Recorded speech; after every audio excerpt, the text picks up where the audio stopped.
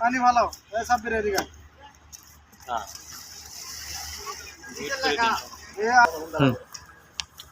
হ্যাঁ, আনারসটা এমনই একটা ফল, এটা কিন্তু সবাই কাটতে পারে না। এটা এটা এটা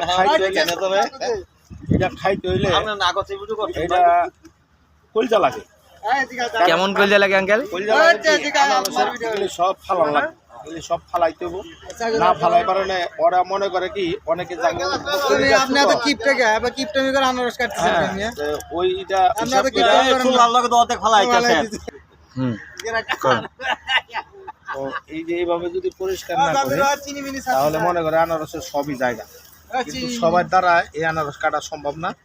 অন্তত কিপটা লোক তো পারবই না, তারা কৃপণ বা বকিল তারা পারবো না, কারণ তারা মনে করে হাই রে সব গেল গা রে সব গেল গা, কিন্তু এই চোখ থাকবে না, এরকম ভাবে কাটতে হবে। তার মানে আপনি বলতেছেন আনারস কাটতে হলে কলজা লাগে? হ্যাঁ, কোল জ্বালা মানুষ ছাড়া আনারস কাটা পারবে না। এটা আপনি কলজা আছে? সত্য। বাট আঙ্কেলের কলজা না থেকে আনারস কাটতে দিছি কি আঙ্কেলের? তুই কি করস ভাই? আমরা শরবত বানাই ভাই, শরবত। তো তুই শরবত নেন নাকি? জি ভাই, আমি শরবত বানাই। কতটুকু পানির মধ্যে কতটুকু চিনি দিতেছস?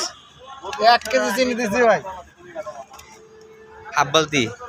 আরে লেবু সব তিয়া দাও ঢাইলা, তাহলে নরম হয়ে যাবে লেবু সব। হ্যাঁ এবার আচ্ছা সমস্যা নাই। মিক্সচার করে দাও।